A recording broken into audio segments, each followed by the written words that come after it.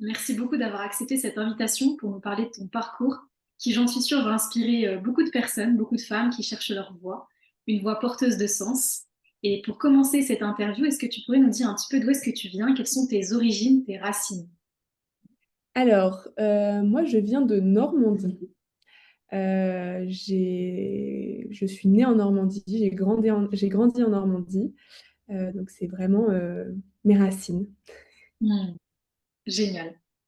Et si on retrace un petit peu ton parcours, quels étaient tes rêves de métier quand tu étais enfant? Alors moi j'étais, l'enfant qui avait envie de tout faire, qui changeait de métier, toutes les semaines. J'ai compris après que c'était certainement ma curiosité qui faisait que j'arrivais pas à me poser sur un métier. Mais j'ai eu envie de faire, pompier, médecin, vétérinaire, toutes sortes de métiers, qu'on voit dans la vie de tous les jours, quand on était petit. Bon, clairement, le marketing, c'était pas les métiers que je voyais, avec mon œil d'enfant, donc c'était pas du tout, dans ma liste, dans mon listing, mais ça l'est vite, devenu. Et donc, comment est-ce que tu as fait tes choix d'orientation? Qu'est-ce qui t'a donné envie? Vers quoi est-ce que tu es allé au départ, on va dire, si on reprend les choix d'orientation au niveau du bac, du lycée? Alors le lycée, j'ai fait une filière, littéraire parce que j'étais, très attirée par, la littérature, le côté, culturel, historique, des études. Donc c'est vraiment une filière qui me correspondait à ce moment-là. Et puis c'est vrai qu'on vous dit souvent, en filière littéraire ou culturelle que, voilà, il faut bien réfléchir, à la suite, qu'apparemment il y a moins de portes que dans d'autres filières. Bon ça, je suis pas forcément d'accord avec ça, mais Mmh. voilà. Donc c'était un peu la pression de se dire: «Qu'est-ce que je fais après ça?» Mmh. Et puis, en fait, j'ai juste, été rencontrer, des écoles, dans des salons, comme on en connaît encore aujourd'hui et la communication est vite apparue. En fait, c'est un métier que je connaissais pas. C'est un métier que alors c'était il y a pas si longtemps que ça, hein, c'était il y a, 10 ans? Mmh. Non, je sais plus, bref, que je sais plus exactement, mais c'était la communication, c'était pas un métier qu'on connaît aujourd'hui, comme on peut connaître aujourd'hui à travers les réseaux sociaux et cetera. Donc en fait, je connaissais pas du tout et j'ai rencontré des écoles qui proposaient des formations, dans ce domaine-là et ça a vite collé avec, l'aspect, culturel que ça nécessite, hein, parce que dans la communication, on en reparlera peut-être, mais il faut quand même, rester, curieux, avoir une culture générale, assez complète, voilà. Donc ça me plaisait bien, mais il y avait aussi ce côté un peu, on rentrait un peu dans le monde de l'entreprise, dans son économie, dans son écosystème et cetera. Donc dès le début, ça a accroché sur, ma volonté de garder un truc créatif, Mmh. mais aussi avec, des débouchés qui étaient, hyper, heu, enthousiastes, à l'époque déjà. Et c'était une école payante, privée? Ouais, privée. C'était une école privée à Lille. J'avais pas du tout Mmh. prévu de faire ce genre de parcours en école privée, voilà. Mmh. Et puis en fait, bah, déjà pour le côté financier, hein, c'est clairement Mmh. le premier biais. Et puis en fait, il y a des solutions, il y a toujours des solutions donc hem, l'école, était à Lille et c'était, tout collait en fait, la philosophie, et cetera, tout était, c'est l'ISTC à Lille. Mmh. Génial. Et si on revient un petit peu sur le contenu de la formation, est-ce que tu te souviens un petit peu des cours que tu as pu avoir et combien de temps ça a duré, ta formation dans cette école? Alors j'ai fait 5 ans, il y avait 3 ans, c'était une licence économie, droit, gestion, donc c'était vraiment, donc c'était dans une école de communication. Il y avait cette licence économie, droit, gestion qui formait à vraiment tout l'écosystème de l'entreprise. C'est-à-dire qu'on était communicants, mais il fallait qu'on ait conscience de tout le système, d'une entreprise, financier, social, marketing, culturel, voilà. C'était vraiment, très large dans ce sens-là, avec des gros axes marketing com et puis après j'ai fait un master pendant 2 ans, Mmh mh. en alternance et là on était vraiment formés à être, manager de la communication donc être chef de projet, manager sur des équipes, com ou créer son agence et du coup la piloter, en tant que telle. Donc on était vraiment formés à ça et ce master, je l'ai fait en alternance, dans une petite boîte qui était en Normandie. Et j'étais chargée de com, en fait, pendant ces 2 années-là, en parallèle. Et comment est-ce que ça a évolué, donc, cette alternance? Est-ce que tu as occupé d'autres postes dans la communication? Alors, l'historique, professionnel est très court puisque, en fait, j'ai fait cette alternance pendant 2 ans. Mmh. J'ai été embauchée en CDI dans cette boîte, au bout de mon alternance pour continuer mon poste. Donc c'était vraiment chargé de com et c'était une toute petite boîte, donc j'étais vraiment la seule en communication. Du coup, j'avais un poste hyper polyvalent, j'étais, ma propre responsable sur, le pôle com. Donc c'était beaucoup de liberté et ça m'a énormément appris. J'ai adoré ces 3 ans dans cette entreprise-là. Et puis au bout d'un an de CDI, alors la boîte, les évolutions de la boîte, mon poste et tout me convenaient, toujours autant, Mmh. mais c'était plutôt, un alignement, je dirais géographique où, je me sentais plus forcément à ma place, en Normandie et j'avais envie de voir autre chose. J'avais envie d'évoluer sur d'autres, territoires.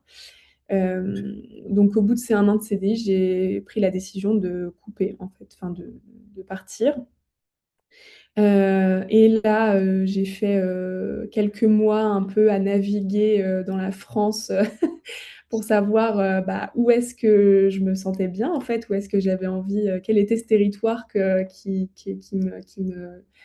m'attisait un peu. Donc du coup, j'ai pris le temps de quelques mois pour voyager un peu en France. Et puis Thonon a fait partie de mon parcours et j'y suis, venue, revenue, re-revenue. Donc du coup, je me suis, arrêtée sur Thonon pour m'installer parce que c'est là où je me sentais le mieux, en fait. Mmh.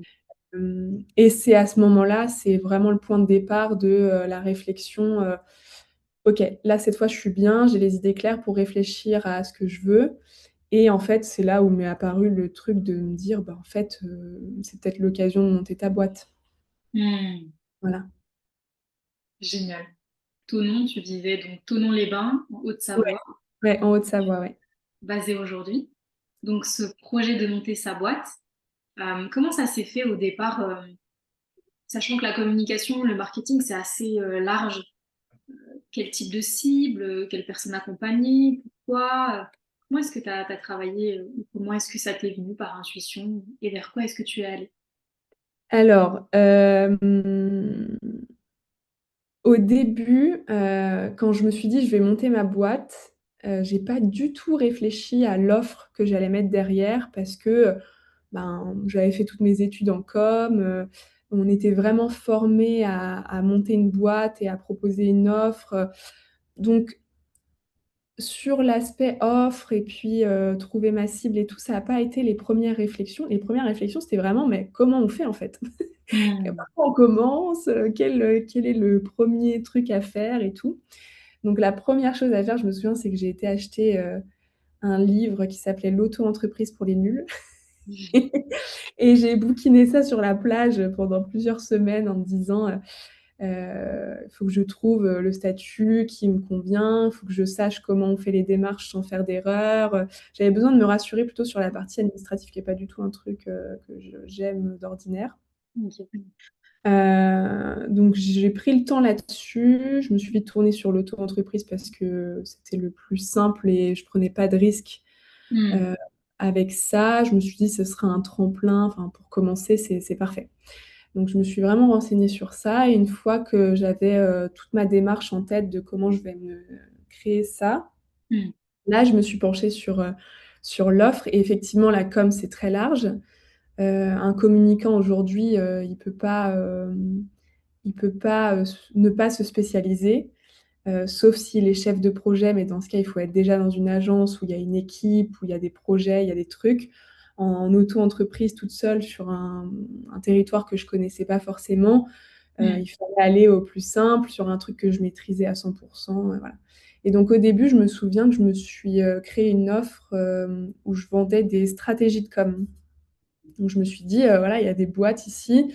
J'avais étudié un peu le marché, très rapidement, en me disant: «C'est si je reste sur la zone, Chablais, Thonon, et ses alentours. Mm. C'est des petites boîtes, elles ont soit les équipes en interne ou pas du tout, mais voilà, c'est pas c'est à première vue, j'avais l'impression que c'était pas les entreprises qui allaient payer une agence externalisée à l'année en mettant des 1000 et des 100, voilà. Donc je me suis dit: «Je vais créer une offre de stratégie où ça la stratégie, je vais pas l'appeler stratégie, je vais, appeler ça un guide en fait, comment communiquer toute l'année, pour booster un peu ma visibilité». Donc j'ai commencé avec cette offre-là et puis, bah, un truc auquel j'avais pas réfléchi dans tout ça, c'est, bah, ici je connais personne, donc comment je fais pour avoir mes premiers clients? Et donc ça a été un peu le truc où, c'était l'inconnu, mais il fallait bien un point où tu te dis, Ouais. je j'ai pas le là-dessus, je j'ai pas les réponses dans l'immédiat. Comment est-ce que tu as fait pour avoir tes premiers clients? J'ai communiqué, hein, sur ma marque, à travers les réseaux et cetera et puis en parallèle, il me fallait un truc, heu, physique en fait, donc Mm. je me suis déplacée, j'ai rencontré les gens, j'ai fait des événements dans tous les sens, enfin j'allais à tout ce qu'il y avait, avec des chefs d'entreprise, qui étaient réunis, j'y allais pour rencontrer, pour me présenter. Mm. Hem, je contactais des gens, pour, prendre un peu la température, s'ils avaient le temps d'échanger avec moi et cetera et puis, bah, ça a mis 6 mois quand même où, il fallait que j'y aille, que les gens me voient, que je me présente, que je me représente, Mm. que, les gens puissent assimiler un peu, ben, qui j'étais, ce que je proposais, voilà et puis au bout de 6 mois, 1er client, puis 2e, puis 3e et puis en fait après une fois que j'avais cerné un peu, la dynamique ici et que, j'étais à l'aise avec, ça s'est fait après, plutôt naturellement, en fait. Et comment est-ce que ça a évolué? Quelles sont les prestations que tu proposes aujourd'hui? Ah bah, ça a bien évolué. Je proposais de la stratégie, donc j'en propose toujours aujourd'hui. En fait, ce Ouais. qui a évolué surtout, c'est que, donc j'étais en auto-entreprise pendant 2 ans et demi à peu près Mhm. et au bout de 2 ans, j'ai rencontré Lauriane qui faisait la même chose que moi, en fait. Elle était, aussi en indépendante et elle proposait, la gestion de réseaux sociaux pour les entreprises. C'est quelque chose que je commençais à faire aussi parce que j'avais beaucoup de demandes. C'était Mm. quelque chose que je recommandais beaucoup dans mes stratégies et du coup, il y en avait plein qui me disaient: «Écoute, pour moi, c'est trop complexe, donc il faut que quelqu'un me le fasse». Donc Ah, j'avais ça. naturellement fait évoluer déjà un peu mon offre, toute seule comme ça. Et quand j'ai rencontré Lauriane, elle faisait la même chose que moi et en fait, elle était vachement sur la partie web et moi, plus je prenais ma place au milieu de mes clients et plus je sentais que, j'étais, à l'aise et hyper, productive, créative sur la partie, design, concept, de marque, de publicité et cetera. Donc du coup, on s'est dit: «Bon, bah, voilà, on s'échange des projets, toi sur la partie web et moi sur cette partie un peu design et concept». Donc on a commencé comme ça, de manière un peu informelle.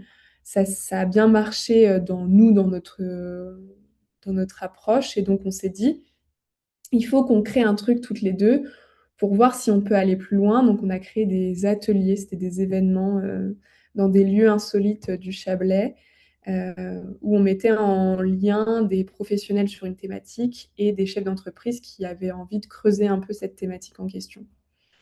Et donc on a monté ce projet, on a fait 10 ateliers qui ont très bien marché, dans des lieux, assez cool.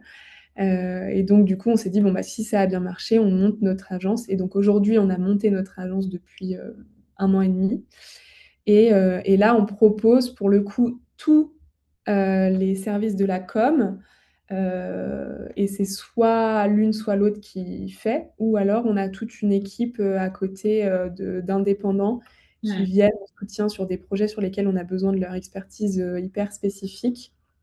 Donc on a photographes, vidéastes, des experts, vraiment en plus tech, web, voilà, des profils un peu différents comme ça, auprès desquels on s'est entouré et avec qui ça match super bien aujourd'hui.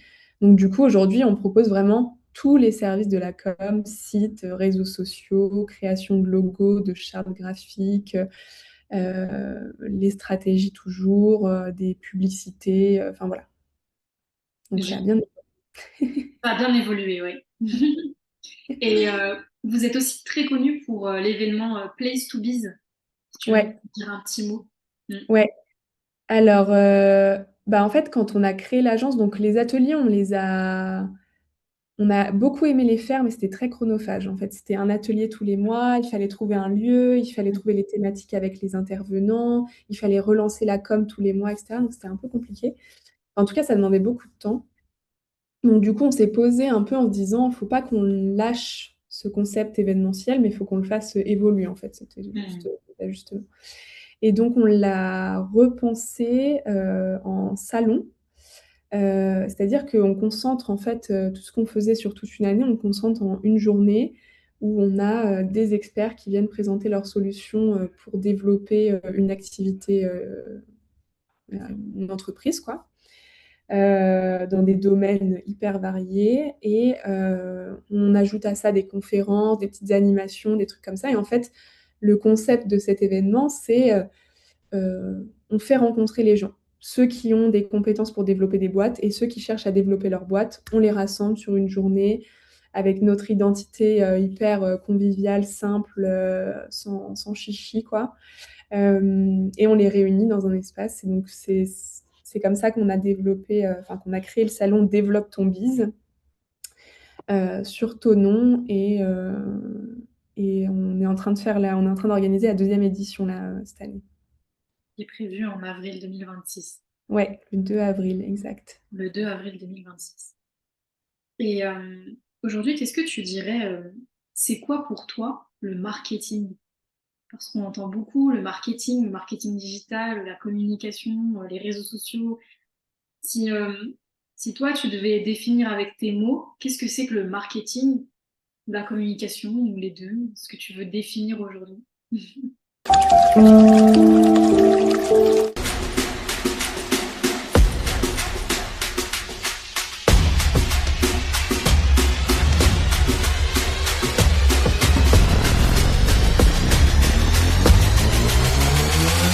Yeah. Yeah.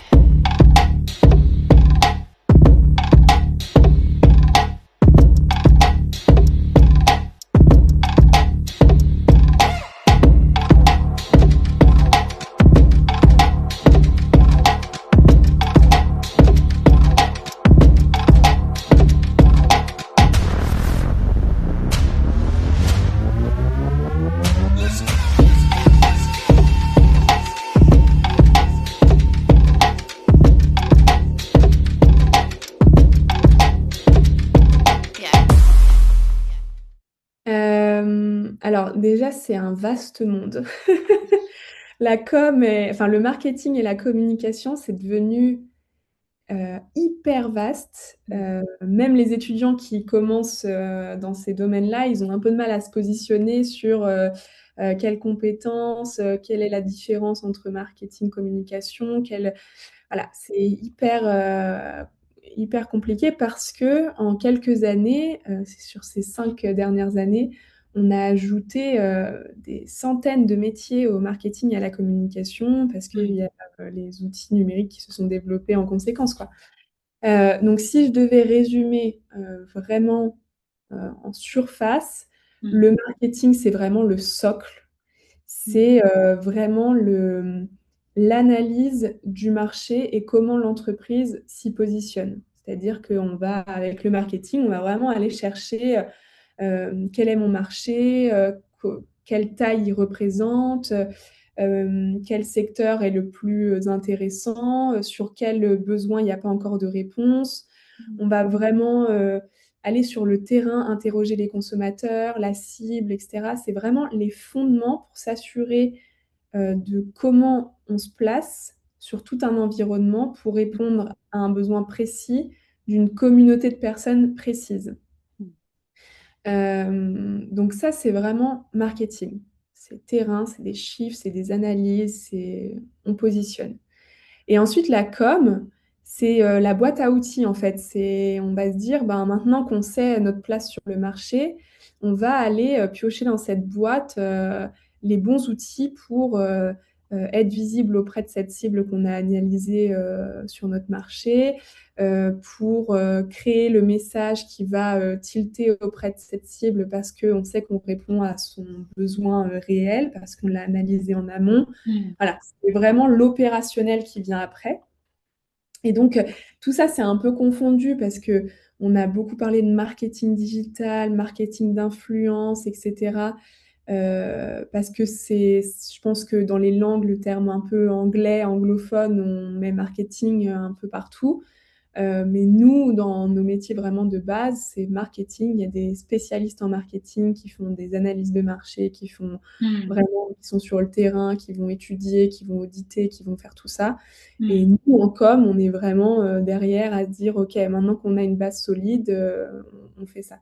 Donc la stratégie qu'on fait, nous, elle est un peu entre les deux, c'est-à-dire qu'on s'assure qu'on cible les bonnes personnes sur la bonne zone géographique, mais on va surtout dire, ben voilà, c'est ça, il faut qu'on communique de telle manière là-dessus. Et selon toi, quelle est la compétence indispensable pour une bonne communication ou dans la communication? Au-delà de la compétence, quel est l'ingrédient phare pour réussir sa communication? Pour réussir sa communication, je dirais être objectif. Mm. Parce que, alors je parle à 2 points de vue. Pour le communicant, être objectif parce que, on peut vite, enfin les communicants, c'est des créatifs, hein. Voilà, faut avoir des idées, faut être inspiré, il faut que, chaque élément du brief, ça nous inspire, un truc, enfin voilà.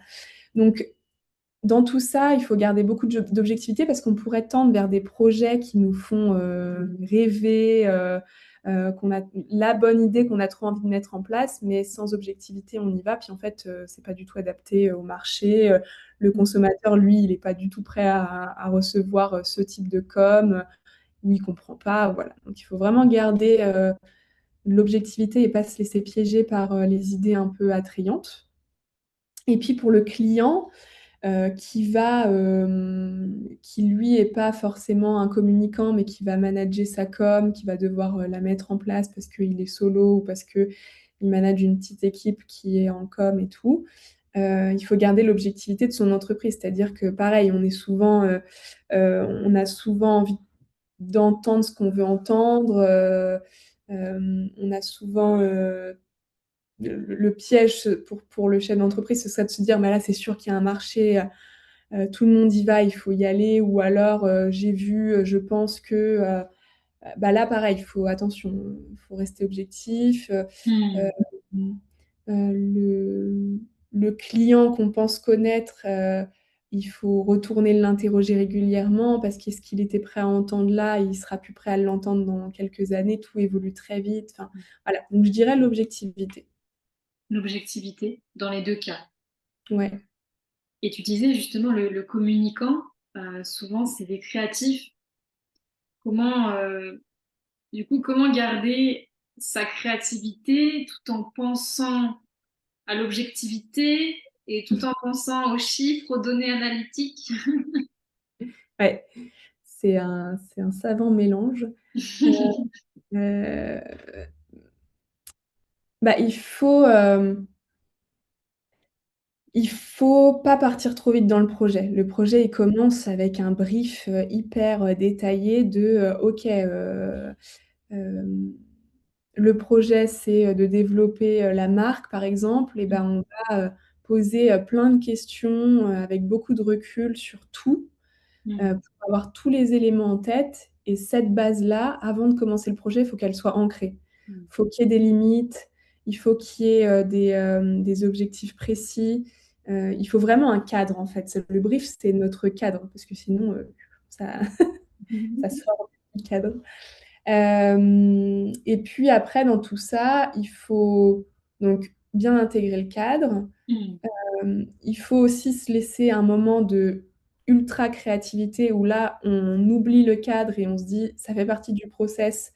On réfléchit vraiment dans tous les sens et Mmh. après on va lier les 2 en fait. Donc c'est ce qu'on appelle nous en agence, il y a le brief, il y a Mmh. la partie brainstorming où là ça on prend plus en compte le cadre, on sort, toutes les idées, puis après on rassemble les 2 en fait et on Mmh. replace les idées dans le cadre et donc ça c'est important donc c'est dans le quotidien, nous, c'est de toujours, bien connaître le marché. C'est pour ça que nous, avec Place to Biz, on s'est vraiment, positionnés sur du local. On a une offre locale et on n'en sort pas. En fait, tous nos clients sont, près de nous parce qu'on connaît le territoire. On Mmh. connaît le marché ici, on le saisit bien, on y est tous les jours, voilà. Donc le cadre, on l'a auprès de nous tous les jours.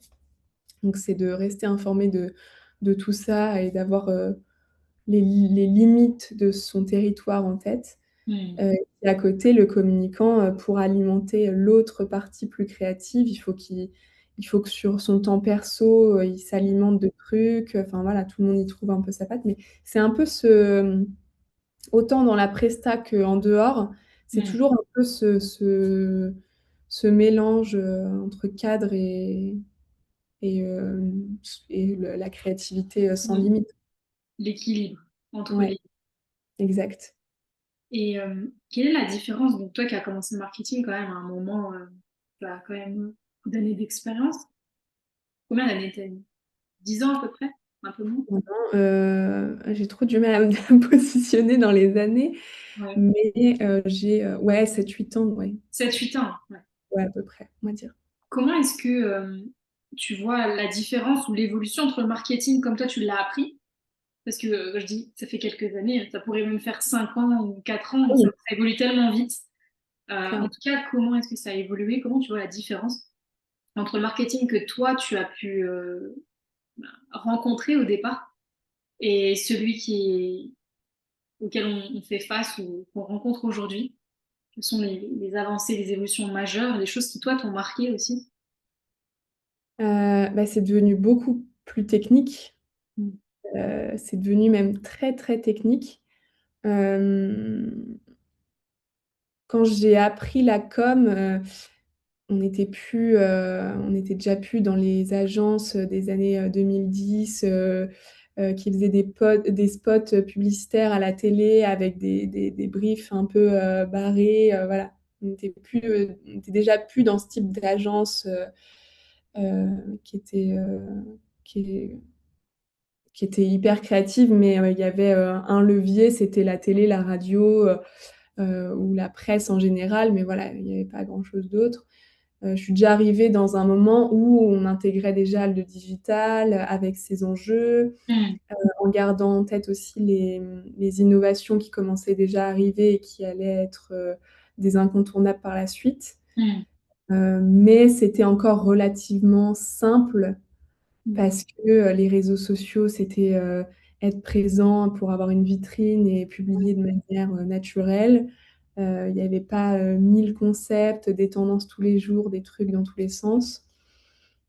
Les sites web, c'est pareil, c'était, voilà, site vitrine ou site e-commerce, on parlait déjà de référencement, de publicité, payante et cetera, forcément, mais les outils étaient relativement, simples, je Mmh. dirais.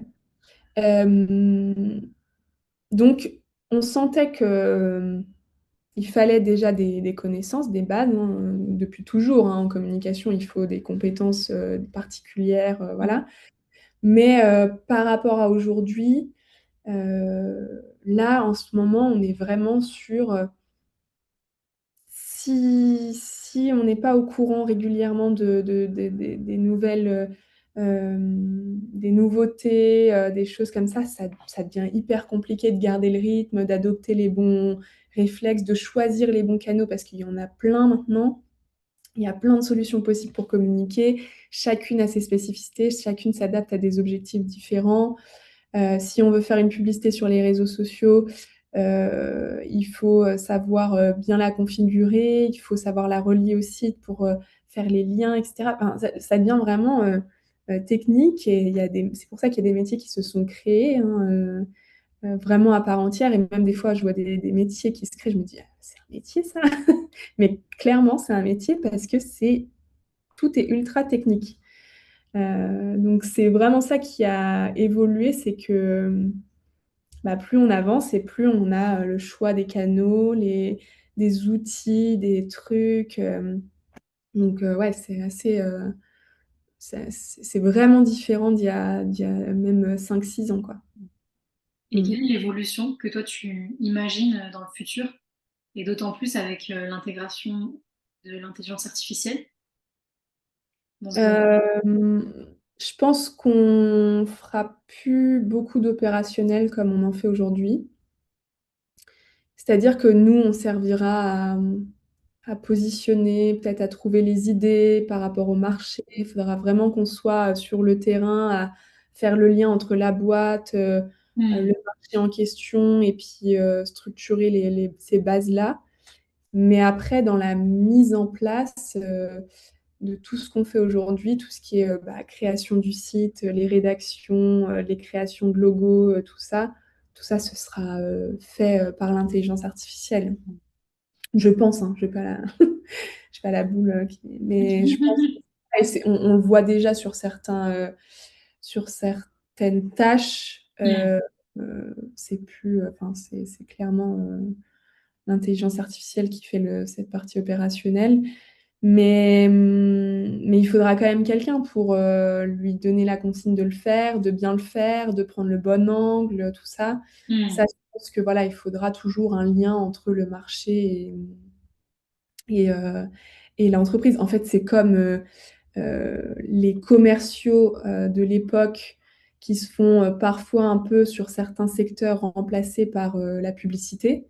Enfin les méthodes de pub qui acquièrent, des données, automatiquement, qui relancent automatiquement, qui closent les clients, un peu automatiquement. Mmh. Heu, il faut quand même des commerciaux à la base pour, créer le message commercial, pour, Mmh. garder, la ligne, stratégie commerciale en fonction du marché, réfléchir aux innovations et cetera. Il faut quand même des personnes qui dirigent un peu tout ça, qui Mmh. en lien avec le marketing après. Donc je pense qu'on va vachement sortir de l'opérationnel, mais qu'on va du coup beaucoup plus pousser, la partie, lien entre, entreprise et consommateur, marché en fait. Des cerveaux de la com Ouais, et du marketing ouais, qui seront aidés par l'IA. ouais. Nos petites Voilà. mains seront certainement, l'IA. J'en suis pas certaine, hein, parce qu'aujourd'hui quand on dit ça, il y en a beaucoup qui disent: «Oui, mais regarde, quand tu essaies de créer un logo via l'IA, il y a quand même un problème et tout», mais je pense que ce sera déjà plus un problème l'année prochaine, quoi. Oui, oui, Donc ça évolue très, très vite. ouais. Mmh. C'est des choses que nous, on intègre, enfin, on se pose les questions, hein, parce que ça remet en cause tous nos métiers. Aujourd'hui, nous, 80 de notre temps à l'agence, c'est dédié à faire de l'opérationnel, à créer. Mmh. Donc si demain on n'a plus ça parce qu'on a des outils qui le font, comment nous on se positionne? Est-ce que c'est nous qui utilisons à la base ces outils? Est-ce que les entreprises pourront les utiliser elles-mêmes? Donc à ce moment-là, elles auront plus besoin de nous. Donc on essaie vraiment de développer cette partie lien entre, l'entreprise et le marché et d'ailleurs le salon en fait partie, l'événementiel, c'est un truc que l'IA ne pourra pas créer, donc voilà, ça fait partie de ces Mmh. évolutions. Des petits trucs où on reste irremplaçable. D'autant plus. Exact. Et si on revient un petit peu, plus à toi personnellement, qu'est-ce qui te plaît dans ton métier aujourd'hui, même avec ces évolutions potentielles? Aujourd'hui, qu'est-ce qui t'anime? Qu'est-ce qui te fait vibrer? Qu'est-ce qui te donne envie d'aller à l'agence, tous les jours? Il y a tellement de trucs. Il y a tellement de trucs, alors dans le métier en tant que tel, je dirais que ce qui me motive, c'est qu'on est tout le temps stimulé. Tout le Mmh. temps, tout le temps, hem stimulé par le côté créatif, mais aussi par le côté, challenge, en fait. Chaque client vient avec un objectif totalement différent, même, si on a 2 clients dans le même domaine d'activité, l'approche est pas du tout la même, les échanges ne seront pas du tout les mêmes, donc on est tout le temps stimulé. Donc moi, j'adore parce que le côté créatif, Mm. curieux, tout, il est tous les jours rassasié. Mm. Donc ça, c'est ce que j'aime le plus dans mon métier. Après, il y a aussi le fait d'avoir créé sa boîte, c'est naturellement, j'ai l'impression qu'on a vraiment créé le métier de nos rêves, quoi. Tous les jours, on échange avec des clients qui nous ressemblent, on a la chance d'avoir des clients hyper bienveillants, à l'écoute. Et nous, on adore les écouter aussi, on adore les voir. On a des bureaux qui sont vraiment au rez-de-chaussée avec, peut-être que vous voyez là, mais une vitrine.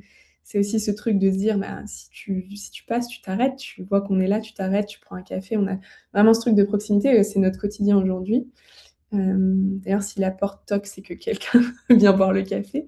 Mais on a vraiment créé le truc qui nous correspond et du coup, tous les matins, on y va en sachant qu'on va passer forcément une bonne journée, soit dans nos échanges, soit dans nos projets. Mm. On est dans une colloque d'entreprise parce on partage nos bureaux avec d'autres copains chefs d'entreprise. Donc, c'est tous les jours, c'est la bonne humeur, c'est voilà. Donc, c'est vraiment le fait d'avoir créé les journées de boulot idéales, en fait. Mm. Waouh. Et tu parles beaucoup de projets. Est-ce qu'il y a des projets qui t'ont marqué, voilà, des accompagnements qui t'ont particulièrement marqué après, jusqu'à Mmh, présent? Est-ce qu'il y en a un qui sort du lot? Est-ce qu'il y en a quelques-uns qui sortent du lot? Est-ce qu'il y a des choses qui t'ont... ouais, il y en a plusieurs, hein. J'imagine. Déjà, alors le salon, c'est un projet qui nous a marqués parce que, hem, il y a de ça fait c'est que la deuxième édition, mais il y a déjà beaucoup d'engouement là-dessus. Donc, Mm. c'est cette satisfaction de se dire: «On a trouvé un angle qui répond à tout, en fait». Qui répond à tout, pour les gens qui viennent, exposer, visiter.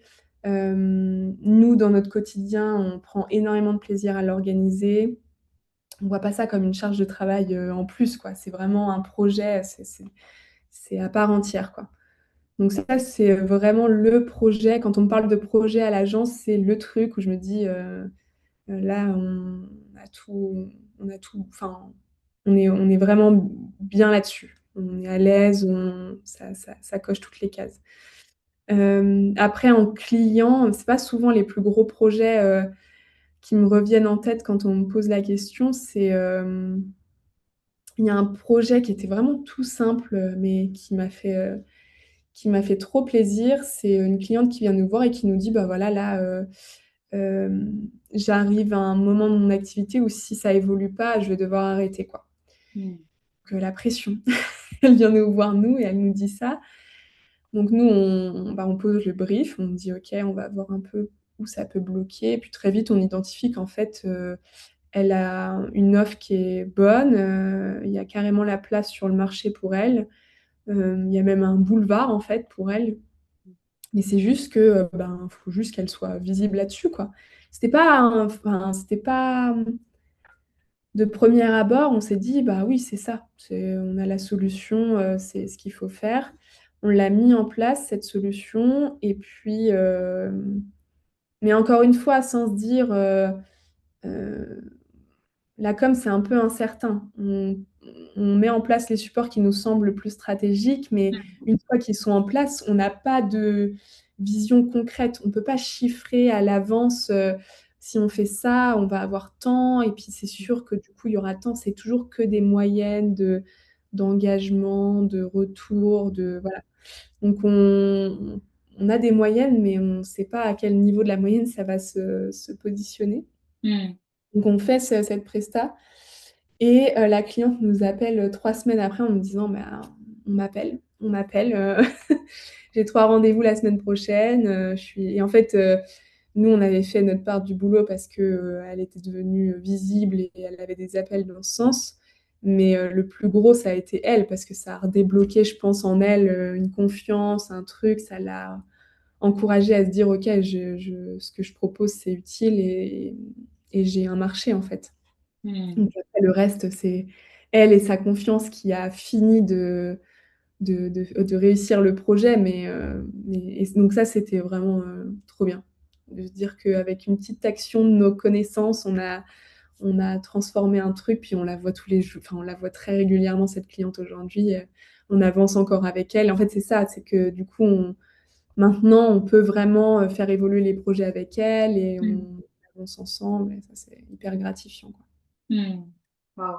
Ouais, on se sent utile. Là, ça vient Ouais. justement dire ce côté utile qui est indispensable, hein, on le dit. Les personnes notamment qui perdent le sens de leur travail, un des premiers facteurs, on va dire, raison, c'est le fait de ne plus se sentir utile. Ah ouais. J'apporte aux gens ou à la planète. Mmh. Ouais, ça, c'est terrible parce que ça touche à la confiance en soi après, à son rapport aux autres, quand on doit, parler de son projet ou quoi, on le sent quand il y a pas de quand on n'est pas confiant derrière, qu'on a des doutes, et même si en face, on a quelqu'un de très bienveillant qui sait que ça peut arriver et tout, bah, s'il y a pas cette petite confiance et ce truc très clair, on n'a pas forcément envie de suivre, quoi. Oui, Donc ça impacte beaucoup de choses, en fait. ça impacte bien sûr. Mm. Super, génial. Donc un parcours hyper riche, plein de créativité, inspirant. Qu'est-ce que tu dirais à la petite Lucie qui voulait faire tous les métiers? Bah, je l'ai fait un peu finalement tous ces métiers parce que quand je passe d'un projet, d'un salon de coiffure du coaching en entreprise, du management, un garage, un c'est en fait, je l'ai fait un peu par procuration parce qu'à chaque fois, faut se replonger dans le thème. Il y a des métiers, que je ne connaissais même pas qui viennent à nous en nous disant: «Bah, là, il me faut de la com». Bon, bah, voilà, là, tu replonges dans un nouvel environnement donc hem, avec du recul, je dirais que j'ai trouvé ma place, en fait, dans tout ça, dans tous ces petits détails de curiosité, créativité, besoin d'être stimulé, d'être, toujours d'avoir de la nouveauté et tout. En fait, ça colle vraiment bien. Mm. Mais Une pour ceux qui cherchent un peu leur parcours, il faut pas se mettre la pression à se dire, ce chemin-là, coche pas exactement tout. Moi, quand je me suis un peu mis dans les rails de ce domaine, heu, c'était clairement pas une évidence que ça allait remplir, tout ça. Ça s'est fait au fur et à mesure, puis je pense que la nature humaine est bien faite et qu'on se dirige toujours vers quelque chose qui s'adapte à ce qu'on a envie. Donc c'est au bout de plusieurs années, en faisant des choix, parfois, vraiment difficiles, hein, parfois il faut rompre des trucs qui sont, pas du tout confortables, mais tout ça mis bout à bout, ben, quand on prend un peu de recul, on se dit: «OK, là, ça coche quand même pas mal de cases». Donc il faut pas se mettre la pression au début, en se disant, «C'est pas le truc parfait». Ça vient C'est avec juste le temps, en faisant confiance en la mmh. vie. Ouais, ouais, ouais. Tous nos choix, c'est pas anodin, quoi. On les fait, Mm. même si ça paraît inconscient, on les fait forcément pour répondre à une volonté au fond de nous, Mm. qui est importante. Waouh. Et une dernière question ici. Qu'est-ce qu'on peut ou qu'est-ce que je peux te souhaiter pour la suite? Bah, la réussite. Non, non, bah, que ça reste comme ça, en fait, que ça reste, équilibré, simple, pas simple dans le sens, tout est simple et tout vient, au bon moment, mais hem, que ouais, toutes les opportunités qu'on a autour de nous et les choix qu'on fait, on les fait de manière, simple, en fait, et ça mène toujours à quelque chose de cool, donc que ça reste comme ça, en fait, finalement. Je te le souhaite en tout cas. Ça reste Merci simple, beaucoup. léger, Ouais, allez-y, exact. avec d'autant encore plus d'engouement autour de ton agence, autour du salon, que je me Mmh, réjouis de découvrir. ouais, Toutes les on a personnes hâte. qui souhaitent te découvrir, découvrir l'agence, donc de Lucie et Lauriane à Thonon-les-Bains. On mettra tous les liens en description de la vidéo. Merci infiniment, merci pour ta confiance. Merci à toi pour ces échanges. C'est toujours bien de remettre un peu tout ça.